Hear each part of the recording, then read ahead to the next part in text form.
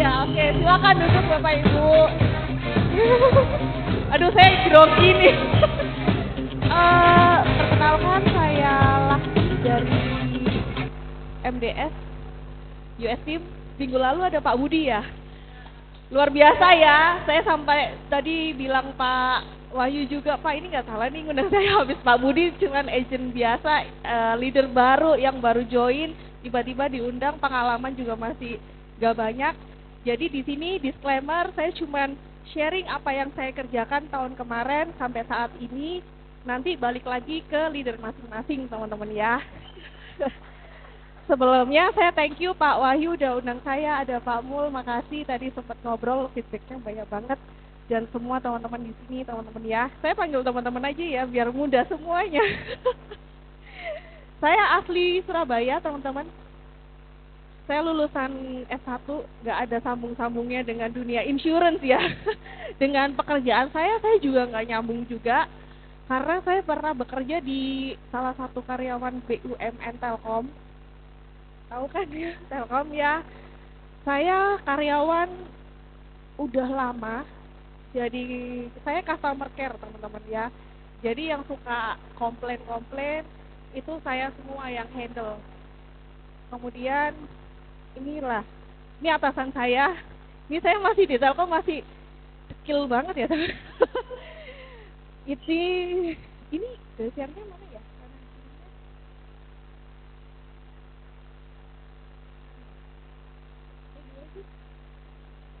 Oh, sorry.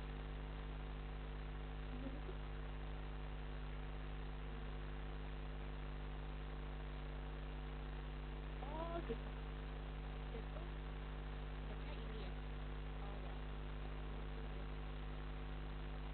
Nah, saya asli Surabaya, saya perantauan teman-teman ya. Saya baru pindah di di Jakarta itu 2024 kemarin. Kebetulan dapat suami Jakarta, jadi mau nggak mau istri yang mengabdikan suami. Kan ya. Saya nggak ada channel siapapun di Jakarta. Semua pure saya lakukan sendiri. Nggak ada kenalan, nggak ada siapa, saudara juga, saya juga nggak ada banyak di Jakarta juga. Akhirnya saya berani memutuskan untuk pindah lagi. Nah, saya join Agustus 2024 teman-teman ya. Jadi case saya 2024 ya. Saya AAJI bulan Juli, Agustus awal. Sebelum saya nunggu AAJI itu saya belajar. Saya Agustus baru running itu di Agustusnya itu.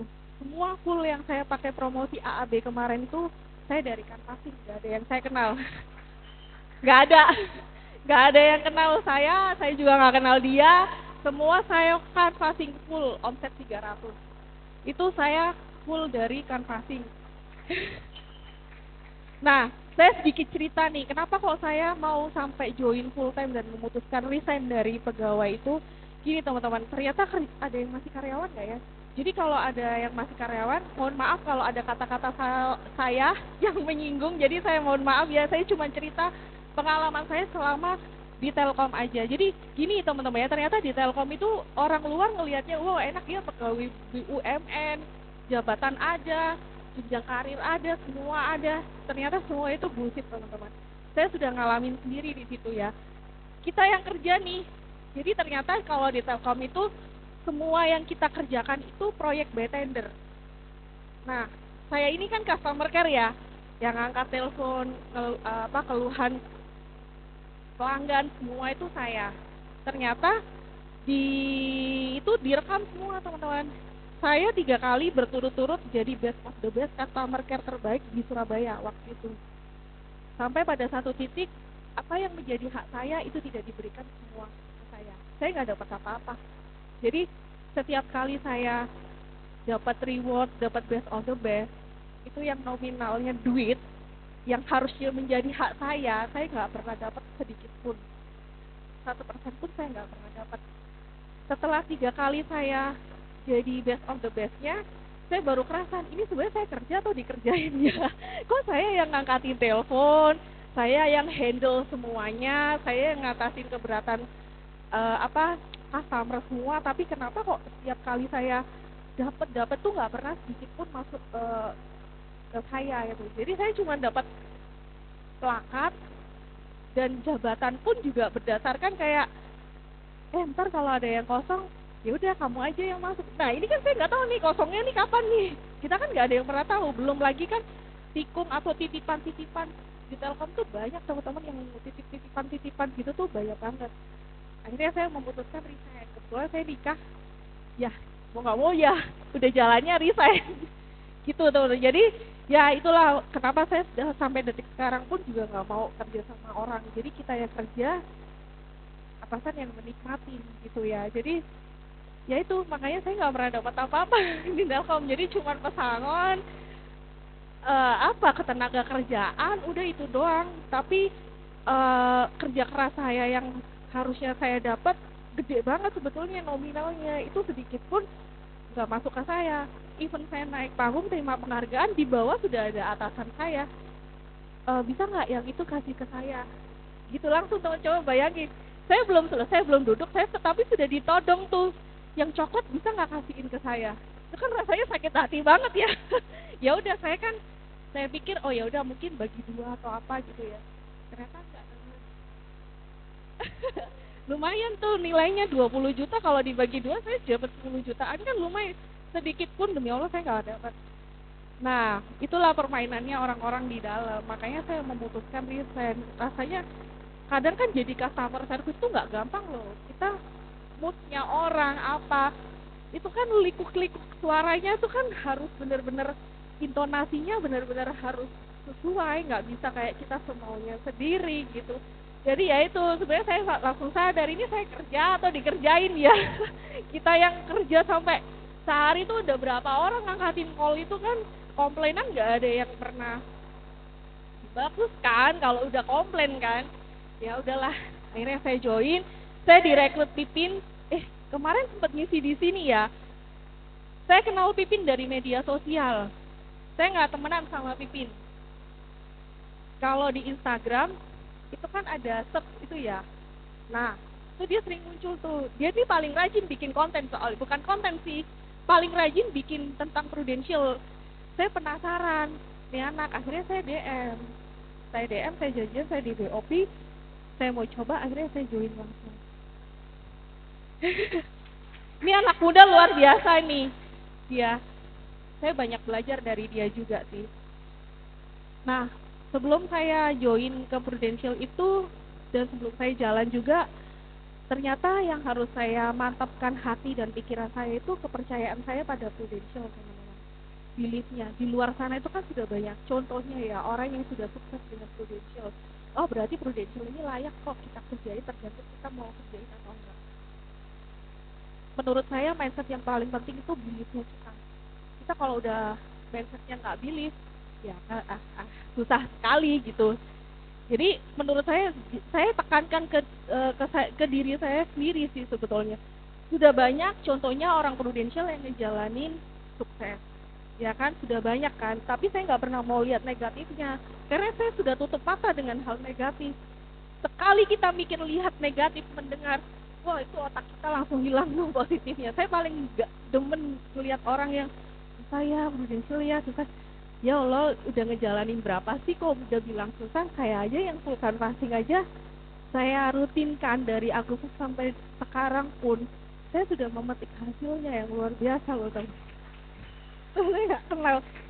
Jadi ketika kamu yakin segera laksanakan teman-teman. Jadi makanya kalau saya sudah yakin ya sudah kerjain, nggak usah pakai babi bu bebo. Itu saya bukan saya banget sih kalau itu. Kalau saya sudah yakin ya sudah saya gas terus, karena keraguan akan datang ketika keyakinan tidak segera mungkin dilaksanakan, karena banyak setannya teman-teman ya. Jadi kalau sudah yakin, datang ke leadernya, mantapkan diri, mantapkan hati, udah jalan apapun itu, dalam kondisinya apapun. Bayangin loh teman-teman, saya datang ke Jakarta, saya nggak punya market, saya cuma modal percaya, modal yakin, tapi Prudential luar biasa kasih ke saya. Nanti ada sharing saya sedikit cerita canvassing di belakangnya. Nih, ini menurut saya ya, kenapa saya itu perlu canvassing. Yang pertama, apakah kita berada di lingkungan yang baru? Oke, saya berada di lingkungan yang baru. karena saya nggak punya market di sini, mau prospek apa. Tapi balik lagi, tapi saya yakin Prudential bisa kasih saya lebih-lebih nih kalau saya mau jalanin. Apakah kita lagi expand? Kita juga nggak tahu, karena kan sebetulnya kalau ada beberapa yang bilang kalau canvassing itu sebetulnya plan kesekian, setelah dari ring 1 kita udah habis, ring 2-nya kita nggak ada atau udah habis, berarti kan kita pakai ring 3 untuk canvassing. Banyak di luar agent sana itu bilang, oh marketnya habis lah apa. Enggak, semua di sana itu banyak banget. Nanti saya cerita di akhir, ada, saya kasih clue nanti ya, jadi silakan jalanin aja, saya sudah buka nanti ya. Jadi karena saya sudah praktek teman-teman, makanya saya berani bilang. Jadi saya share, nanti silakan dipraktekkan, nggak apa-apa, silakan dicoba juga nggak apa-apa, karena nggak ada salahnya kalau kita coba kan. Karena saya sudah coba, saya sudah jalanin, dan saya sudah cool. Nah itu yang paling penting ya, gitu. Terus apakah kita memang mau canvassing atau terpaksa? Dari 3 alasan ini, kalau saya yang nomor 1, karena saya berada di lingkungan yang baru, tapi saya terlalu percaya dengan Prudential, kalau Prudential bisa merubah hidup saya nantinya gitu loh. Termasuk merubah hidup suami saya yang tadinya pegawai, saya mau resign kan teman. Itu yang tujuan saya utama gitu. Nah ini harus tahu dulu nih kenapa kita canvassing. Ring 1 habis, ring 2 habis, atau gimana nih? Kalau saya memang poin di pertama, karena saya nggak punya kenalan di situ. Nah, ini menurut saya lagi ya, ketika saya canvassing, ini yang saya siapkan, energi kita harus full teman-teman. Nggak bisa kalau kita nggak full. Karena canvassing itu benar-benar ekstra tenaga. Kalau saya kan, waktu ketika datang ke Jakarta, saya masih nggak tahu loh teman-teman, Jakarta itu saya bisa setir mobil, tapi di Surabaya, tapi kalau setir di Jakarta saya takut teman-teman. Karena jarak berapa meter tuh udah rasanya kayak ada CCTV. Setiap lewat CCTV, aduh rasanya kayak masih kagok gitu ya. Tapi saya lakukan teman-teman, saya bela-belain belajar rute kereta, saya belajar rute busway. Malu dong kalau yang punya kendaraan tapi nggak ngelakuin hal itu. Saya aja ya nggak ada kendaraan aja masih ada jalan menuju Roma istilahnya ya. Saya benar-benar loh, jalan apa itu saya benar-benar, even suami saya orang Jakarta aja saya nggak tanya teman-teman, saya cuma bermodal semua itu dari Google. Nah itu aja sih, jadi kan malu ya rasanya yang asli Jakarta tapi tidak melakukan hal effort yang seperti itu. Saya aja orang yang Surabaya sampai ngelakuin hal itu, jadi setiap kali pulang itu udah kayak kaki itu udah kayak tempel koyok lah apalah. Itu udah capek banget memang, makanya energi itu harus full. Dan saya selalu sedia air minum di dalam tas, even botol kecil, karena rasanya dahaga. Saya puasa aja juga tetap canvassing loh teman-teman. Itu balik lagi, karena saya percaya Prudential bisa merubah hidup saya. Karena kalau kita nggak lakukan hal itu ya sama aja kita bohong gitu. Terus penampilan harus good looking. Gini ya, menurut saya penampilan itu nggak harus pakai barang branded mahal kok. Yang penting kita ketemu calon nasabah itu enak dilihat. Kalau menurut saya poin utama jangan sampai, maaf ya, jangan sampai bau badan. Itu yang paling penting menurut saya ya. Karena kan kalau kita kenalan sama orang, kita mau prospek, kalau badan kita ngerasa gimana itu kan orang jadi nggak nyaman ya. Itu menurut saya sih. Jadi nggak harus berpenampilan wow, yang penting terlihat sopan dan good looking aja. Kemudian sebelum canvassing kita juga harus tahu nih produk knowledge yang kita mau lempar ke pasar itu apa. Kalau saya cuma belajar 2 produk aja, produk kesehatan sama kritis plus jiwa. Saya cuma itu aja, saya ceritanya cuma 2 produk itu aja. Masalah nanti ditaruhnya produk apa, nama produk-produknya di Prudential kan banyak tuh. Cuman yang penting kan kita tahu nih butuhnya nasabah, oh nasabah butuhnya jiwa. Tergantung nih jiwanya mau yang apa, mau 5 yang cuma duit hilang atau yang duit balik atau gimana.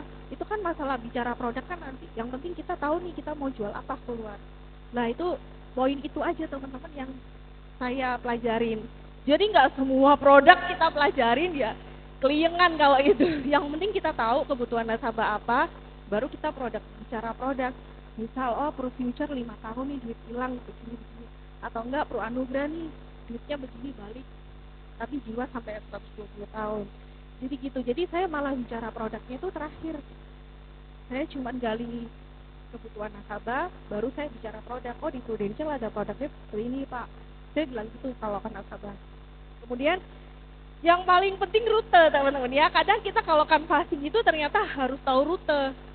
Kalau saya selalu malamnya tulis tuh di buku kerja saya, oh gimana ya, carinya yang satu rute. Gak mungkin dong kita langsung loncat-loncat, Jakarta kan luas ya. Kalau saya misalnya nih, saya canvassing di daerah rumah sakit daerah Bintaro. Oh adanya rumah sakit apa?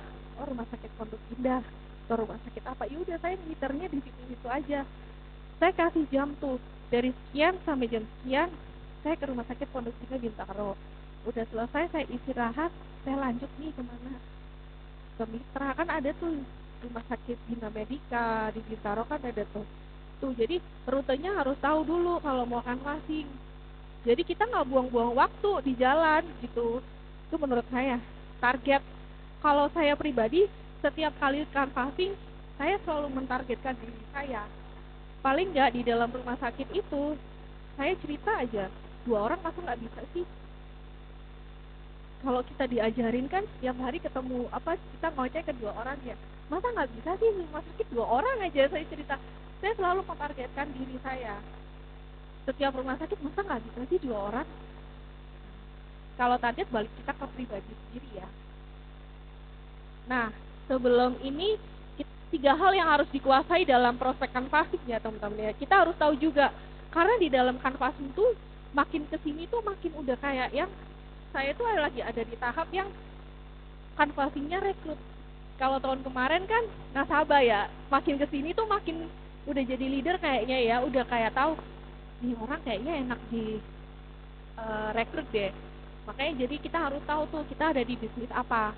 Kemudian yang seperti saya bilang tadi, kita harus menguasai yang namanya product knowledge. Itu hal paling penting menurut saya. Karena di luar sana itu nasabah itu sekarang udah krisis. Makanya kita harus lebih pintar daripada nasabah teman-teman ya. Kita juga harus menguasai human relationship. Jadi saya cerita masalah human relationship sampai sekarang. Kita harus benar-benar tahu. Kita ini menurut saya teman-teman ya, jadi agent itu kita ya harus mengikuti alur nasabah. Nggak bisa nasabah mengikuti alur kita. Bina hubunganlah yang baik dengan nasabah. Sekali kita bina hubungan yang baik, itu jalan ke depannya itu udah luar biasa sekali hasilnya.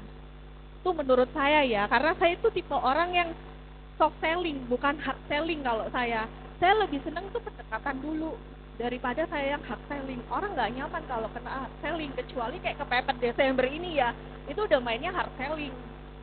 Nah itu tipe saya, makanya kalau saya cari kenyamanan nasabah dulu, saya itu saya tipenya yang soft selling. Cuman balik lagi ke teman-teman juga, mau yang hard atau soft. Kalau leader saya hard selling dia, wah itu dia hard selling banget itu. Lu mau silakan, nggak mau next gitu lah. Kalau saya nggak bisa teman-teman. Kalau saya mesti soft dulu, pendekatan dulu, gali informasi dulu. Kalau Pipin nggak bisa, lu nggak mau ya udah, masih banyak kok. Itu tipenya dia. Kalau tipe saya soft selling, makanya dia lebih banyak belajar soft sellingnya ke saya. Kadang sis nasabah jawabnya begini, aku ngomongnya apa ya, kok dia paling nggak suka basa basi teman-teman. Padahal kadang-kadang kita jadi agent tuh perlu basa basi ya, menurut saya ya. Nggak bisa kalau nggak tanpa basa basi ya. Kalau Pipin enggak, baru-baru tahun ini dia belajar soft selling. Itulah kita saling ngelengkapin. Saya sama Pipin tuh saling ngelengkapin. Kalau Pipin memang jago rekrut, saya banyak belajar tuh dari dia rekrutnya. Kalau masalah soft dan hard, ya Pipin belajarnya ke saya soft selling, ngadepin nasabah, sabarnya kayak kudu apa, kudu ikutin kemauan nasabah itu seperti apa. Nah ini menurut pendapat saya teman-teman ya, canvassing itu nggak mudah, tapi tidak sesusah itu kok kalau kita mau jalani. Kalau kita berani menjalankannya, berarti kita harus berani mengatasi apapun yang terjadi di lapangan nantinya. Karena di lapangan itu kita nggak ada yang pernah tahu dan nggak ada yang pernah nebak. Kita dapat berapa case, kesulitannya seperti apa, itu nggak ada yang bisa diandalkan hanya diri kita sendiri, makanya kita harus upgrade skill. Saya nggak pernah sedikit pun ninggalin sistem. Speaker apapun, mau baik mau apa isinya, saya tetap datang, karena di dalam speaker itu kita pasti akan memetik satu hal. Nah, itulah pentingnya upgrade skill, karena itu akan kepake ketika nanti kita sudah turun lapangan, teman-teman ya. Itu menurut saya ya. Jadi jangan pernah sedikit pun mengabaikan yang namanya sistem. Menurut saya itu sangat sungguh luar biasa kalau sistem itu. Saya malah kalau pulang Surabaya itu nggak pernah pulang malahan. Baru sempat pulang kemarin 3 hari lalu. Tadi malam saya baru sampai Jakarta. Makanya Pak Wahyu jawabnya, Bu, materi, iya Pak, lagi saya sempurnakan sebentar ya. Itu kemarin karena saya sempetin pulang Surabaya setelah saya 7 bulan nggak pulang, gara-gara setiap sistem di kantor saya itu kan Sabtu, temen-temen. Jadi kalau tinggalin sistem tuh rasanya kayak aneh gitu. Makanya di grup mesti tanya, kemana kok nggak ada? Iya maaf saya lagi pulang. Itu rasanya kayak bagi saya aneh gitu. Aduh sayang banget kelewatan speaker ini. Aduh sayang banget kelewatan speaker ini. Makanya kemarin saya sempetin pulang cuma 3 hari saya di Surabaya, teman-teman. Sampai kata ibu saya, sudah lupa punya orang tua. Padahal saya di sini lagi kerjain tender juga ya. Makanya saya pulang kemarin cuman nyempetin jenguk orang tua, minta ridonya, minta ini. Ya sudah saya balik lagi karena hari ini saya ada janji sama Pak Wahyu juga harus ngisi speaker di sini, teman-teman ya. Jadi baru tadi malam saya pulang, saya kerjain ini juga di kereta. Kemarin kebetulan saya naik kereta. Ini saya sedikit cerita yang saya alamin.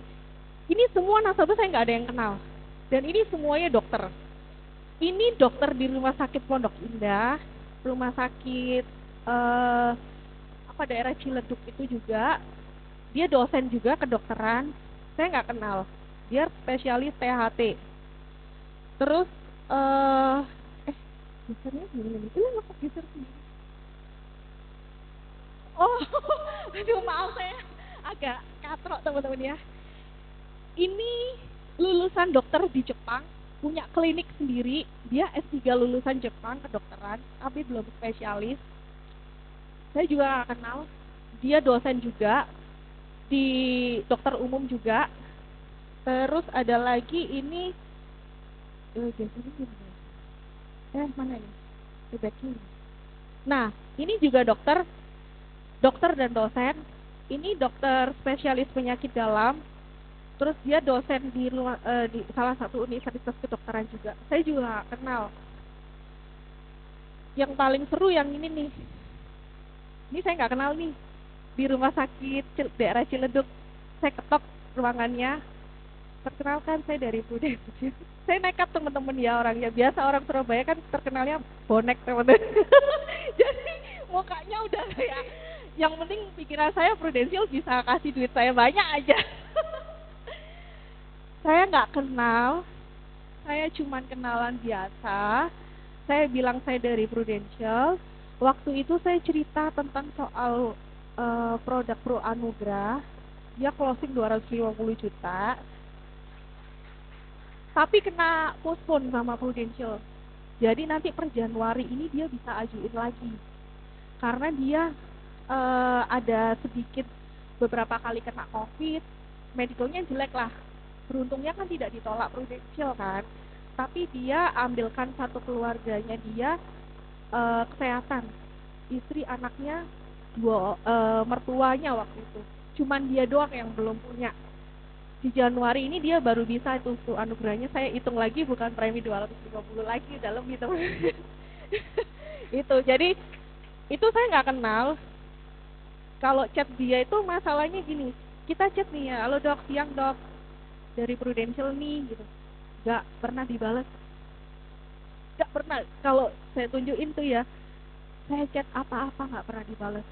Tapi saya ada keyakinan kalau ini orang pasti closing sama saya. Saya ketok ruangannya waktu itu. Saya tanya susternya, saya tanya penjaganya, namanya dokter Ismail, dokter Ismail ada nggak?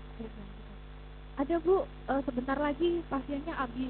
Saya tungguin teman-teman, karena saya cuma modal yakin. Bayangin ya, dia dokter spesialis, berapa kali operasi, terus dia dosen juga, grade-nya udah tinggi, pasti dong dia punya duit. Dia belum ada insurans, berarti kan tergantung dari diri kita sendiri kan, mau lanjut atau enggak kan. Ya itu tadi, saya modal nekat teman-teman, modal berani aja, yang penting kita nggak ngapa-ngapain, maksudnya kita nggak nipu atau apa gitu ya, modal yakin. Akhirnya saya dibolehin tuh masuk ruangannya. Saya cerita Pro Anugrah, closing, tanda tangan semuanya. Waktu itu kemarin akhirnya dia kena postpone, tapi anak istrinya ikut mertuanya, jadi dimasukin semua. Saya nggak kenal teman-teman sama dia. Nggak kenal. Kalau yang ini saya juga, ini di Tangerang. Saya lagi canvassing jalan tuh, kalau nggak salah waktu itu saya lagi cari tempat makan, saya lihat ada klinik.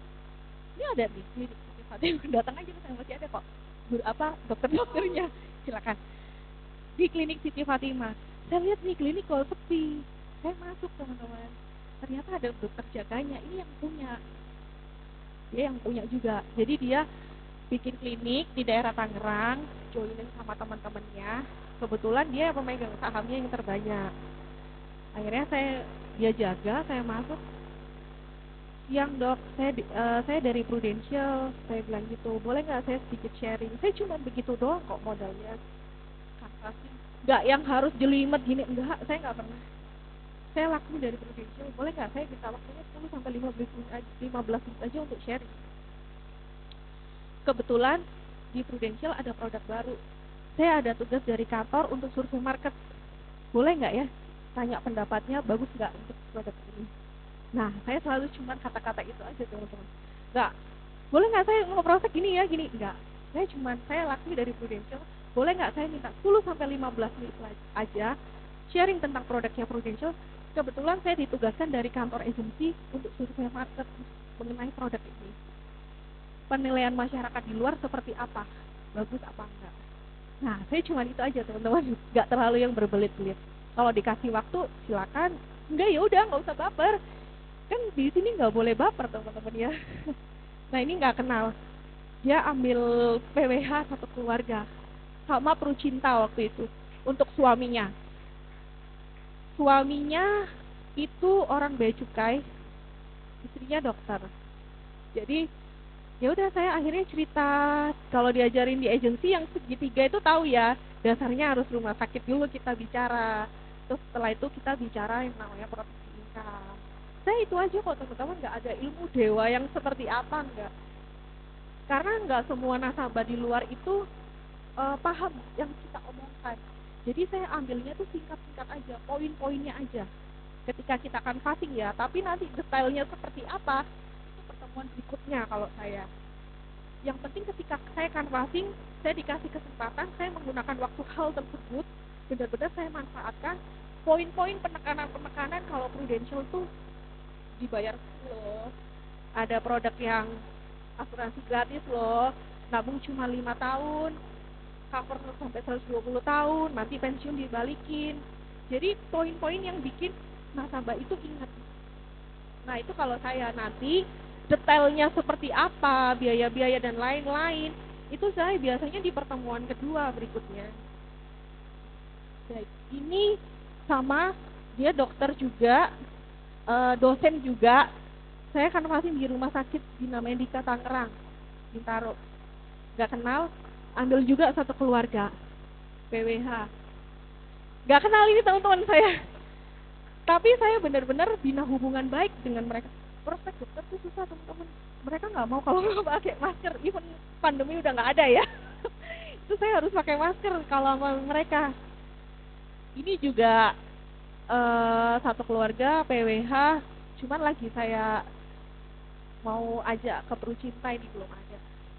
Gak kenal semua ini saya kan passing di rumah sakit Bina Medika juga, saya ketok juga ruangannya gitu. Kadang-kadang tuh saya gini, kalau di rumah sakit ya boleh ditiru, kalau punya mentalnya luar biasa boleh ditiru, tapi kalau nggak punya mental sama kayak saya jangan ditiru, daripada nanti pulang-pulang leadernya aduh susah juga ya kan. Kalau saya gini, saya selalu nunggu di ruangan depan ruang praktek. Kalau saya gitu, saya selalu nunggu. Misal spesialis, kayak spesialis itu ya, spesialis saya nunggu di depan. Saya lihat tuh pasiennya selesai. Kalau dia saya beginiin, saya berdiri. Dok, makasih ya kemarin sudah bantu klaim nasabah saya. Di approve, cair, dokter yang bantuin. Luar biasa, saya bilang gitu. Maklum ya, orang Surabaya agak medok ngomongnya dan agak bonek ya, bodoh nekat ya temen. Saya nggak kenal.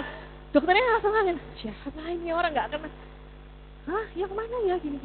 Loh, ada dok, namanya siapa? Saya selalu ngarang ya. Di cover dok, dia operasi gini. Luar biasa dokter, kalau nggak ada dokter nggak tahu deh klaim itu gimana. Saya bilang gitu. Awalnya gitu saya teman-teman. Nah, sekarang saya boleh nggak minta waktu 10-15 menit? Saya cerita ke dokter program apa yang diambil nasabah saya kemarin kok bisa sampai 100 juta kebayar full. Saya selalu begitu ke dokter. Boleh ya dok? Kalau nggak boleh ya udah, kalau boleh emang apaan gitu. Di luar sana banyak dokter yang tidak punya insurance teman-teman. Percaya saya, banyak banget. Tergantung kita mau diambil kita atau diambil orang lain. Nah itu saya sudah kasih tips, silakan dicoba seperti itu. Kalau nggak berani ya udah. Kalau berani caranya seperti itu. Kalau saya cegah teman-teman. Makasih ya gini. Gitu. Itu kalau saya. Ada juga saya yang kadang kalau misalnya lagi nunggu atau apa, saya ngajak ngobrol. Lagi ngapain di sini, nungguin siapa? Saya gitu aja, nggak ada ilmu yang seperti apa. Semuanya itu akan ngalir teman-teman. Semua saya gituin teman. Sampai makin kesini tuh makin kayak, kenapa sih kok dulu kamu nekatnya kayak begitu? Ya saya cuma bilang, ya gimana ya, saya dapat tugas dari agensi, survei market, ya saya cuma bisanya seperti itu, ya saya lakuin gitu teman-teman. Makanya mereka sampai sekarang itu ke saya itu udah kayak yang bukan ngomongin hal insurance aja, human relationship-nya saya dapat banget dari mereka gitu. Kadang ini suaminya mau saya jadiin agent nggak mau, tapi saya dikasih link, Mbak tolong prosekin teman saya ya di kampus, dia belum ada nih kemarin saya klaim kebayar, dia nanya itu loh teman-teman. Jadi kita jadi agent itu bukan hanya jadi agent aja, menurut saya kita juga harus jadi teman pendengar ceritanya mereka apapun itu. Makanya pentingnya human relationship dari situ tadi gitu teman-teman ya. Terus ada lagi, ini saya juga nggak kenal, ini dokter juga dia. Terus ini orang tuanya dokter, itu saya nggak kenal. Ini saya temenin medical nih, tahun kemarin dia ekstra training. Semua ini nggak kenal. Itu dia dosen juga, ini dosen juga. Sedekat itu saya sama mereka, bermodalkan waktu kemarin itu kan pasti. Dan mereka nggak ada asuransi sama sekali. Dokter pun tidak percaya yang namanya BPJS. Karena mereka tahu sendiri ya BPJS seperti apa. Tapi mereka itu kadang tuh nggak ada yang datengin loh teman-teman.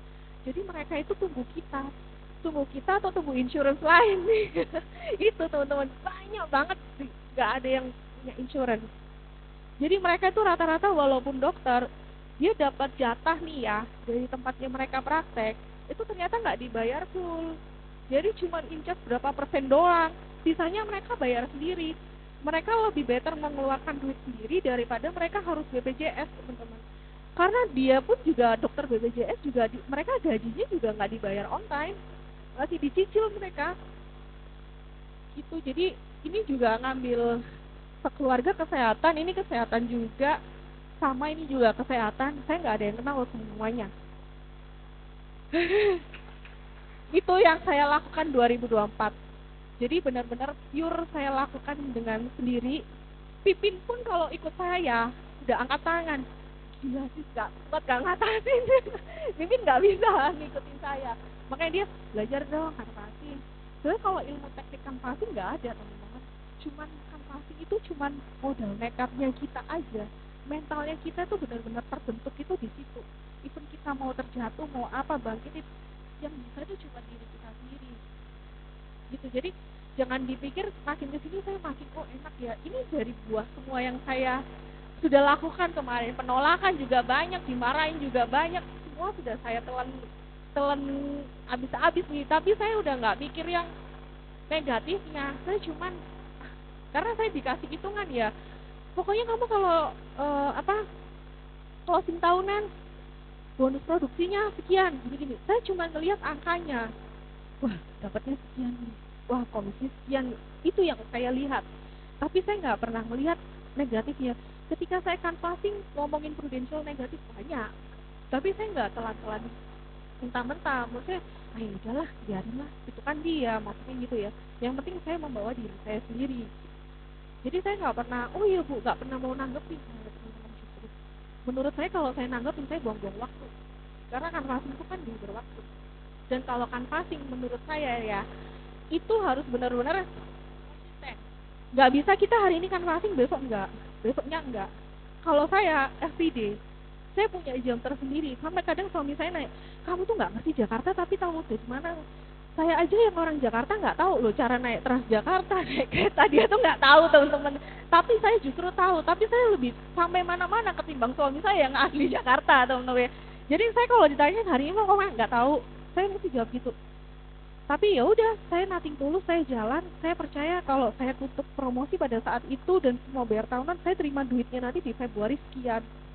Itu yang saya di otak saya itu teman-teman. Saya nggak pernah mikir negatifnya. Everyday saya lakukan canvassing. Even itu saya mau dapat mau enggak, bodo amat. Yang penting kita menyebar, kita menuainya kapan kita nggak ada yang pernah tahu. Kalau kita nggak menyebar ya sudah, kita tidak akan pernah tahu menuainya kapan. Konyol ya, kadang tuh ada kayak agent saya nih, susah banget sih closing. Ya kamu udah prospek berapa mau closing gitu kan. Kalau kamu cuma prospek 1-2 orang terus kamu mau closing, ya itu bullshit banget menurut saya. Prospek lah banyak, intinya 10-1 dulu lah. Kalau untuk agent kamu cerita 10 sehari 2 orang, 10 hari dalam seminggu, ada kok pasti yang closing 1. Saya pas selalu pakai perbandingan itu 10-1 dulu, gak usah terlalu muluk-muluk. Nanti dari situ nanti pasti akan berjalan sesuai dengan targetnya sendiri. Itu teman-teman ya. Jadi ya itu tadi, canvassing memang harus konsisten. Jadi saya jam 9 keluar rumah, setelah saya sholat pagi duha itu, saya keluar rumah, saya selalu canvassing sampai jam 6, jam 7 saya baru pulang. Itu setiap hari. Karena gini, saya pernah teman-teman ya, dia namanya manusia kan, saya bukan malaikat ya. Saya manusia kan juga ada capeknya, ada emosinya. Saat itu saya pernah teman-teman 1 minggu berhenti. Terus saya memulai lagi, itu bangun effortnya tuh luar biasa teman-teman. Bangunnya tuh udah kayak yang susah banget ya, aduh kayak gitu loh. Jadi kalau sekali kita stop gasnya, kita jalan lagi, itu menurut saya itu untuk ngebangkitinnya itu jauh lebih susah ketika kita sudah memulai di awal. Itu menurut saya. Makanya saya kalau di kantor, gimana sih kan masih gimana ya, orang canvassing itu hanya untuk orang-orang yang mentalnya kuat dan percaya kalau kita lakukan bisnis ini hasilnya luar biasa. Karena di luar sana itu banyak bilang agent, marketnya habis. Nggak ada, market masih ada. Habis ini saya share. Itu omongan-omongan orang yang males teman-teman ya. Menurut saya ya gitu kan. Oh marketnya susah, agent saya pun juga gitu tuh, nggak ada market gini kan, habis ini gitu. Gak ada. Kalau kamu mau keluar, even kita keluar dari gedung ini, itu sebenarnya market juga gitu, tergantung kita mau ngambilnya apa enggak. Kalau bicara market itu banyak banget. Saya kasih tips ya, nanti mungkin bisa dipraktekin dan sama leadernya. Mau ya. Nah, ini Pak Hardi, ini Coach Tony Kunto, kakek saya, ini buyut saya. Ini saya kementerian. Saya masuk loh teman-teman kementerian, sampai saya tuh namatin orang kementerian itu kalau hari Senin seragamnya itu cuma pakai putih sama coklat. Saya pakai putih dan coklat teman-teman. Sampai kata suami saya, nggak apa-apa, nggak ada cita-cita PNS sih, cuman gimana ya caranya bisa saya masuk ke sini ya, karena kan dari Menteri Kesehatannya sendiri kan sudah menghimbau kan harus punya asuransi swasta kan, biarkan BPJS itu untuk kalangan yang ke bawah, karena mereka kan ruginya sudah banyak teman-teman ya. Jadi gimana ya, saya sampai tanya suami, yang gimana ya caranya masuk ke gedung-gedung ini ya, gitu. Saya tuh gimana ya caranya ya, saya tuh sampai mikir loh teman, apa yang saya lakukan, saya cuma pakai seragam putih dan coklat setiap hari Senin. Kalau hari Rabu Kamis pakainya biru dan coklat. Oh, sampai apa loh saya. Walaupun nggak ada logonya, yang penting biru dan coklat. Ntar Jumat pakai batik teman-teman. Saya mau masuk juga ditanyain, bingung mau ngapain, mau ketemu siapa, saya nggak ada yang kenal. Tahu nggak saya apa yang saya lakukan? Saya deketin sama satpamnya. Pak, saya dari Prudential. Pak, gimana ya saya bisa cara? Saya deketin orang satpamnya itu. Saya sampai punya kontaknya. Saya sampai bilang, Pak, nanti kalau misalnya goal, saya kasih uang rokok. Tapi gimana caranya bisa masuk ke orang-orang seperti ini? Menurut saya orang kementerian itu banyak duit nganggurnya, teman-teman. Justru mereka itu bingung mau muter duitnya kemana. Karena kalau diputar ke bank, fatal buat mereka. Kacau. Makanya saya mikir, gak mungkin ini orang kementerian ini gak ada duit nganggur. Mereka sekali project aja udah berapa ya kan. Mereka pasti simpen duit itu pasti bukan di rekening pribadinya dia, pasti di rekening orang lain. Itu pikiran saya teman-teman. Tapi gimana saya cara masuknya ini teman-teman? Saya deketin semua satpamnya teman-teman ya. Sampai pada saat itu saya ke kementerian ini, saya masuk cuman biasa, nggak pakai tola-toleh. Saya langsung ke basement bawah, nggak tahu kaki ini melangkah kemana, udahlah terserah lah. Karena kalau masuk, jadi di kementerian ini itu tuh gede, tapi tuh ada tiga gedung gitu loh, 3 gedung. Saya masuk di satu gedung itu, nggak mungkin kalau satu gedung ini pasti ada kantinnya atau basement di bawah ya. Saya masuk teman-teman, saya nggak ngelewatin resepsionis depan, saya putar lewat belakang, saya masuk ternyata benar ada kantin teman-teman itu. Saya duduk di situ, saya diem, saya cuma dalam, ya Allah tolong dong temuin 2 orang aja orang kementerian yang bisa saya prospek. Saya cuma ngebatin ya teman-teman ya. Akhirnya saya memberanikan diri waktu itu cerita ke bapak ini, salah satu ini, saya cerita, Pak, di sini gedungnya 3 ya? Iya. Ini gedung apa ya Pak? Jangan-jangan saya nyasar nih Pak gedungnya. Emang mau ngapain? Saya itu dari Prudential mau ngurus klaim, cuman nasabah saya ini nggak bisa dikontak. Jadi pinter-pinter kita cari alasan ya, karena otak ini udah harus bisa main, harus bisa pikir cepat nih, ini ngomong apa nih ya gitu ya. Udah tuh, ya udah saya bilang begitu. Cuman kayaknya saya salah gedung deh Pak. Ini nasabah nggak bisa dihubungin kayak gitu kan. Ya udah deh saya di sini aja gitu kan. Ya udah, kalau ini gedung apa ya? Kalau ini gedung TIT gitu ya teman-teman ya udah. Oh gitu. Oh ya udah deh Pak, saya di sini aja. Oh iya ya Mbak, nggak apa-apa nunggu di sini aja, dia waktu itu gitu kan. Ya udah, Bapak lagi mau meeting ya atau mau rapat? Saya bilang, saya ada Pak Dirjen Mbak. Dia bilang, oh ya udah Pak, boleh nggak ya mumpung saya di sini saya sharing tentang eh, kewajiban kewajiban PNS harus punya asuransi swasta. Ini bukan kata saya ya Pak ya, tapi kata Menteri Kesehatan. Jadi Bapak jangan salahin saya bercandainnya seperti itu ya. Oh gitu, iya boleh Mbak gitu. Jadi cuman kayak sepintas lalu gitu ya. Terus akhirnya kan, ya udah Bapak jam berapa di sini? Saya tungguin ya Pak. Saya bilang gitu ya. Tapi saya ada yakin nih orang ini pasti mau nih. Ya udah akhirnya saya nunggu aja. Tukeran nomor handphone, udah tukeran. Pak gimana? Pak gimana? Nggak direspon teman-teman. Sedikit pun saya nggak direspon. Saya udah hopeless. Ya udahlah gitu kan, cari yang lain. Nggak taunya pas saya lagi mau balik, dia telepon. Mbak maaf tadi saya lagi ngomong sama Pak Dirjen, dia bilang gitu kan. Mbaknya di mana sekarang? Masih sih Pak, bilang gitu. Oh yaudah ke lantai 22 aja, bilang gitu ya. Lah gimana aksesnya Pak? Kan saya bukan pegawainya gitu kan. Ke resepsionis aja tinggal KTP, dia bilang gitu. Bilang kalau mau ketemu Pak ini gitu ya. Ya udah akhirnya saya coba teman-teman ke lantai 22. Banyak teman-teman yang tidak punya insurance kesehatan. Itu bukan market. Itu market teman-teman. Tergantung kita caranya masuknya seperti apa. Semua itu bisa dipikir teman-teman dengan akal sehat selagi kita masih waras untuk berpikir ya. Itu menurut saya teman-teman ya. Jadi saya ngeliatin, gila ini baru lantai 22 udah kayak ganas aja, karena kita tahu nih Prudential kan duitnya kenceng ya. Kalau kita mau, gila ini orang belum punya temuan nih, gimana caranya ngomong satu-satu ya. Tapi saya cuma kefokus nih orang. Gimana? Poin pertama yang dia tanyain, Prudential ada syariah nggak? Kebetulan saya syariah Pak. Walaupun saya kerudungan, saya juga syariah Pak. Saya jual syariah, walaupun saya ini orangnya nggak full syariah ya. Maksudnya kan kita tidak bisa apa ya? Menurut saya tidak bisa terlalu memaksa. Oh harus jual full syariah. Nggak. Semua kita lempar ke pasar. Kalau nasabah minta konvensional ya sudah. Kalau yang kita kan halal. Masalah riba atau apa kalau saya mah bodo amat. Yang penting cuan masuk teman-teman. Itu kalau saya makanya untung saya ada di US team yang universal ya, mau konven oke, mau syariah oke. Bagaimana kalau saya ada di agensi yang benar-benar syariah, wah itu kayaknya nggak saya banget. Gitu ya teman, karena udah tuh akhirnya ya udah saya harus syariah gini-gini.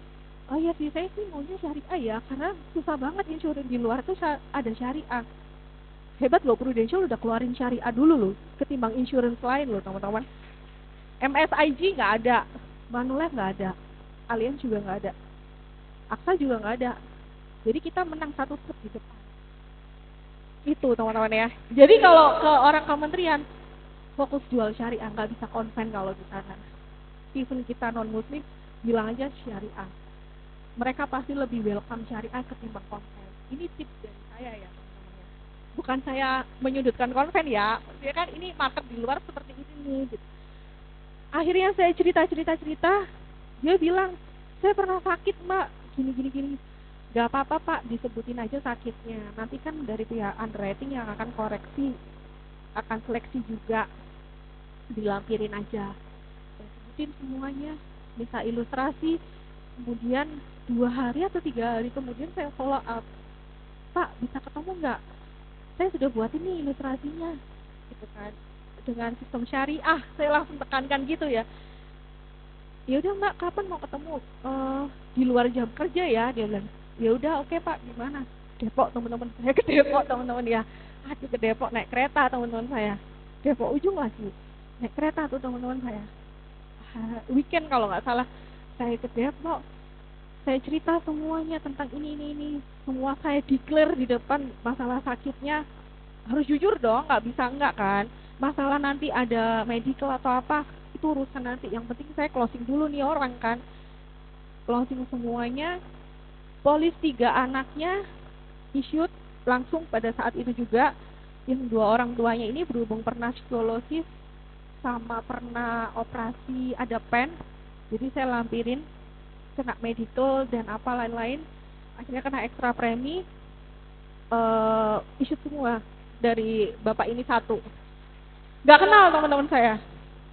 Akhirnya pas itu kita ngobrol lagi, saya urus insurance-nya lagi. Saya ini kan setelah closing, setelah polis diterima, saya kan selalu sempatkan datang ke nasabah juga kan. Saya reminder lagi ke nasabah, Pak ini baru bisa digunakannya seperti ini ya, ketentuannya ini. Saya reminder lagi teman-teman. Gak mungkin saya habis closing setelah itu udah baik, enggak. Saya selalu minta waktunya dia untuk datang. Saya tekankan lagi, takutnya nanti ada apa-apa kita yang disalahin kan. Bisa mbak ke tempat saya aja ya, tapi jangan naik ke lantai 22. Dia bilang gitu. Kemana pak? Saya bilang gitu kan. Tunggu saya di lobi aja. Oke pak, saya nunggu di lobi. Saya jelaskan lagi polis elektroniknya dia, premi setahunnya dia begini, manfaatnya begini. Oke. Dia nanya teman-teman, mbak Prudential ada corporate nggak? Oh ada pak, tapi saya belum pernah pegang corporate gitu kan. Tapi kalau bapak mau cari infonya, saya carikan infonya, saya bilang. Terus dia cerita, iya mbak, kami itu walaupun kementerian, kami itu ada yang namanya badan usaha koperasi. Semua kementerian ada teman-teman. Jadi kita itu pasti ada corporate setiap tahunnya. Terakhir saya sudah selalu jalankan project corporate ini udah 10 tahun. Terakhir pakai BRI Life, dia bilang kan. Tapi 2 tahun terakhir ini saya stop karena saya capek dan gak ada yang nawarin ke saya. Saya biasa pegang corporate-nya kementerian ini mbak. Oh iya pak, saya kaget. Saya langsung chat ke Tony ya. Waktu itu saya chat dia, corporate komisi berapa ya? Saya nggak tahu teman-teman waktu itu ya. Saya cuma mikirnya gitu. Dia jawab cuman kecil. Tapi saya ya kecil. Mute teman-teman nyali saya. Kecil. Tapi saya nggak antusias gitu loh pada saat saya diajak ngobrol gitu kan. Oh gitu pak. Loh kenapa Pak, saya kok stop? Saya bilang gitu, iya soalnya nggak ada yang nawarin, saya pun capek Mbak gitu kan. Karena dia PIC-nya ternyata teman-teman yang saya temuin. Oh capek, iya. Emang berapa orang Pak? Saya terakhir pegang 15.000 orang. Gitu, hah 15.000 orang? Saya chat lagi dong si gendut ini kan. Cepet cari tahu korporat itu komisi berapa, saya bilang gitu kan. Dia cuma jawab dong, kecil kata gitu kan. Kecil kalau 15.000 orang langsung telepon saya teman-teman karena dia kan dia kan kakek saya kan.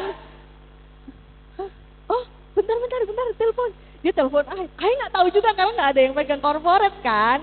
Ya udah terus coba cepet cari tahu, saya tektokan kan. Udah kan terus dia langsung bilang 10%. 10% kali 15.000 orang udah berapa? Terus dia cuma jawab lanjutkan gitu teman-teman ya. Udah ditanyain komisi nggak tahu tapi disuruh lanjutkan gitu ya teman-teman ya. Saya kalau sama dia suka bercandaan teman-teman ya. Dia kalau saya ngomong medok Surabaya dia ketawa. Saya ini kalau udah ngomong medoknya Surabaya, Yusin ketawa teman. Cuman saya nggak bisa ngilangin medoknya orang Surabaya, itu menurut saya udah ciri khas sih. Kalau disuruh lu gue nggak patut saya. Udah itu aja ya. Gas kata gitu kan. Udah tuh. Apanya yang juga orang saya nggak ngerti apa-apa tentang korporat. Terus saya ngomel di grup. Kita kan ada grup kan, pantauan AB karena kan saya kejar AB. Bisa nggak sih 15.000 orang itu PBN aja, nggak usah korporat? Gitu kan pikiran saya waktu itu kan. Udah angin lalu teman-teman. Jadi saya tidak pernah, dia ini selalu japri saya, Mbak gimana bisa dihubungin orang korporat nggak? Tapi sayanya itu kayak yang aduh males banget deh ngerjain korporat kayak gitu loh teman-teman ya. Aduh males banget deh gitu kan. Karena saya datanya seperti ini, dia kirim dong datanya ke saya, data statistiknya itu dikirim semua, TNC-nya dia kirim semuanya. Saya cuma tanya suami saya, ini orang beneran nggak sih ya? Gitu ya temen, ini orang beneran.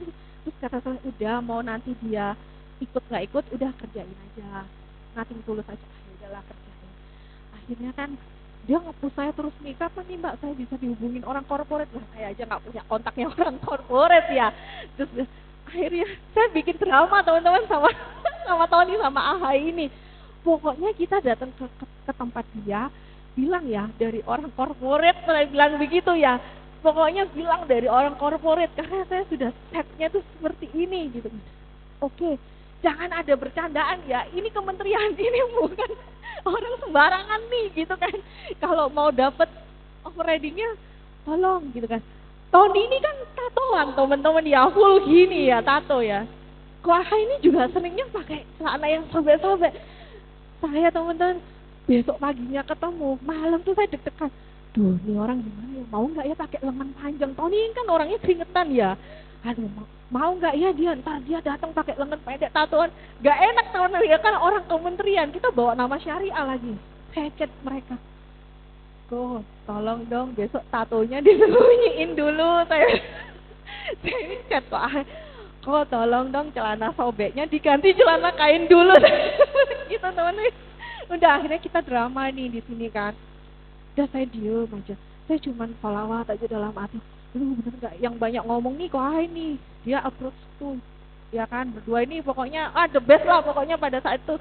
Saya nggak bayangin kalau nggak ada mereka nih gitu kan, suasana nggak akan cair gini karena kan kalau orang ini mungkin orang ini ya orang yang orang apa menurut saya orang benar-benar serius dan ini ya orangnya tuh kaku teman-teman ya. Tapi nggak tahu kenapa pada saat dua orang ini datang itu suasana tuh cair.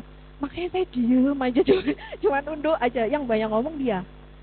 Akhirnya gali, dia kasih semua TNC-nya, dia kasih semua tentang SK-nya, badan hukumnya apa semua.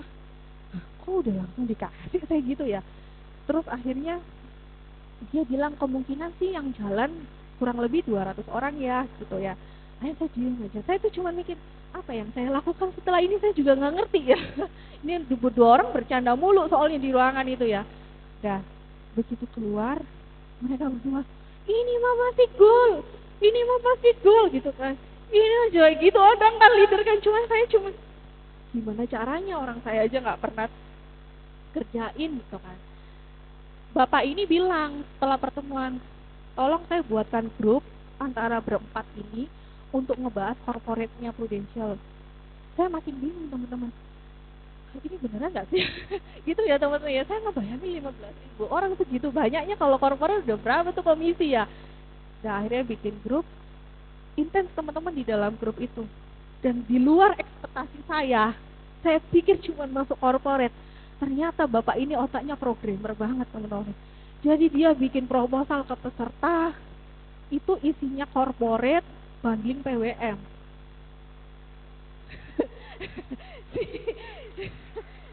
Saya cuma diem aja. Si gendut ini cuma ngitungin komisi saya aja isinya sama overriding ini.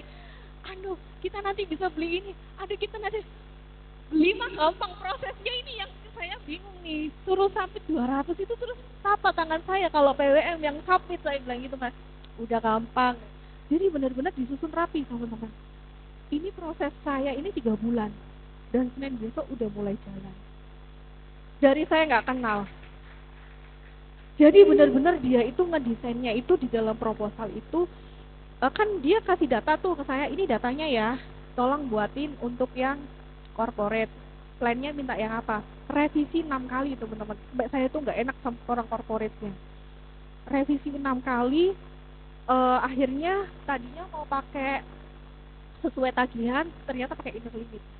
Jadi otaknya pinter teman-teman.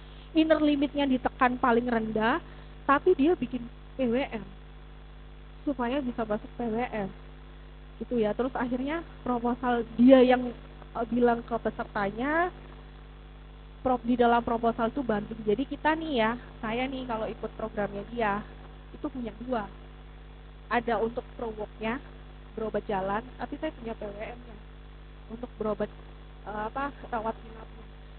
Semua bukan kita yang desain, tapi dia teman-teman yang desain. Dan hebatnya lagi, dia nggak minta sedikit pun komisi loh dari saya. Sedikit pun dia nggak minta komisi dari saya. Cuman yang pada saat itu pertemuan terakhir di Pasaraya, dia cuman begini doang. Saya mesti punya satu alasan kenapa saya ngambil punya Prudential. Karena saya yang bertanggung jawab atas proyek ini, karena saya PIC-nya. Saya mikir dong, berarti dia punya perbandingan insurance lain dong di luar Prudential kalau dia bilang seperti itu. Bingung dong saya, saya pikir udah deal waktu itu, maksudnya udah kayak oke nih proposalnya. Dia ternyata ada, udah mati akal kita. Saya cuma gini, si gendut ini ya, udah istrinya jadiin agent gitu kan, pasti dia tetap mau ngambil di situ gitu kan. Oh iya bener juga. Ya tuh, saya kan saya punya kontak istrinya ya, pokoknya dia ini nggak mati akal teman-teman. Pokoknya saya punya kontak istrinya, saya kontak, Bu ini Bu besok kosong nggak, saya ngopi ya, kebetulan saya ke Depok nih gitu kan. Saya ini teman-teman udah kayak ulat keket mau ini, pokoknya saya tangkap aja nih orang kan. Udah akhirnya saya ketemu, saya cerita, dia cuma sampein waktu itu, Mbak, kalau Bapak Januari nggak jadi pindah ke Surabaya, berarti proyek ini jalan. Tapi kalau jadi, kayaknya dipending. Oh, makin lemes saya. Soalnya saya sudah cari sekolah pindahan dari ke Jakarta ke Surabaya. Serius Bu, kok Bapak nggak ngomong? Saya bilang gitu ya. Iya Mbak, dan saya baru dapat kabarnya di akhir November kemarin, dia nggak jadi pindah ke Surabaya teman-teman. Saya nggak jadi, saya cuma gini, tolong dong bantu doa dong, saya cuma berharap, saya cuma berserah diri ke Allah aja ya, tolong dong bantu doa dong, jangan saya aja dong. saya bilang begitu ke mereka ya. Ya akhirnya udah selesai semua tektokan. Ada satu kendala, istrinya kan udah jadi agent, udah saya kodein AAJI kan, dia cuma begini teman-teman, Mbak, PNS nggak boleh kaya. Aduh mampus lagi saya. Ya otomatis dong kalau dia terima komisinya kan gede komisinya kan, dia nggak boleh kaya teman-teman PNS itu. Nah, gimana sih Bu, kan kaya itu kan haknya setiap orang, saya bilang gitu kan. Yang penting kan ini masuk ke rekening ibu, bukan rekening bapak. Tetap nggak mau teman-teman. Terus udah nggak apa-apa, masuk ke saya semua akhirnya. Dia takut tuh teman, benar-benar takut karena dia ribet nanti. even dia cuma ke Jepang aja itu sampai laporan loh ke dirjennya dia. Dari mana nih sumbernya duit ini dicari. Semenjak apalagi Menteri Keuangan sekarang ini kan Pak Purbaya ini kan dia ketat banget tuh. Jadi benar-benar harus dicari. Jadi makanya ya itu ya kekuatan doa rezeki kalau udah nggak ya mungkin itu buah dari kemarin bantingan-bantingan saya itu saya metiknya cuma dari satu orang ini. Nah saya cuma kasih info teman-teman di kementerian itu banyak. Silakan masuk. Kalau mau masuk cari bagian orang tata usaha.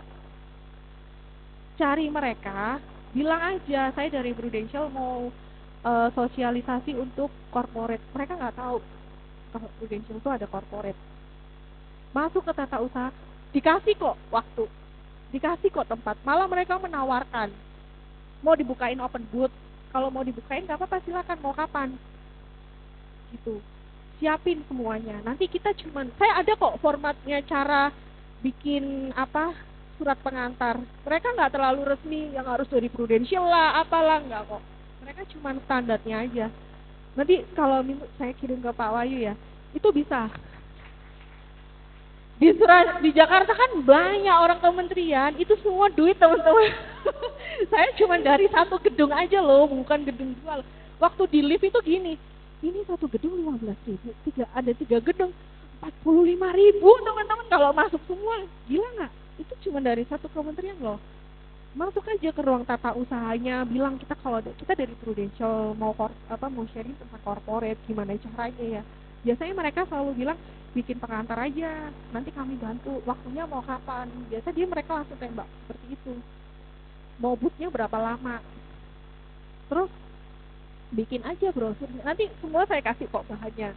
Terserah, nggak apa-apa, saya berbagi rezeki semuanya. Kalau semuanya sukses kan kita juga ikut seneng teman-teman ya, rezeki juga nggak akan kemana kan. Itu teman-teman. Jadi kalau ada agent yang bilang masuk nggak ada, nggak salah itu teman-teman. Di luar sana banyak manusianya teman-teman yang nggak ngerti tentang insurance itu seperti apa gitu kan. Bayangin loh, program bundling pun seperti apa, nanti saya infoin ke Pak Wahyu. Saya ada proposalnya, silakan nanti mau ke kementerian mana silakan. Nggak apa-apa, ke tata usahanya dulu yang penting. Ajuin aja coba. Mereka menawarin kok. Mau boot berapa lama di sini gitu. Tapi jangan bilang individu ya. Kalau saran saya mau masuk jangan bilang asuransi individu ya. Bilang aja dari corporate gitu. Saya mau coba sosialisasi asuransi corporate. Gitu aja. Yang bisa rawat jalan, mereka cari. Karena orang-orang kementerian seperti itu gajinya kan pasti udah gede. Mereka nggak pernah mau pakai BPJS. Bapak ini aja ya sama temennya nih bilang, saya mending bayar 10.000 daripada BPJS. Itu loh teman-teman, otaknya mereka seperti itu. Jadi nanti saya share ke Pak Wahyu gimana boleh dicoba semuanya. Jadi market di luar sana itu banyak banget teman-teman. Banyak, saya cuma bayangin gini ya, Senin berjalan lancar, boom. Saya sampai gini ya, datang ke Pak Sudin, Pak Felix. Saya cuma ditanyain satu hal sama beliau. Apalagi Pak Felix ya. Saya cuma gini, kamu sudah siap terkenal nggak? Nggak siap terkenal, saya bilang gitu kan. Saya cuma siap kaya raya dan terima duit. Oh, berarti kamu proyek ini nggak akan jalan. Saya digituin teman-teman. Terus saya mesti gimana tuh panggilannya tuh ya? Ya kamu harus siap terkenal.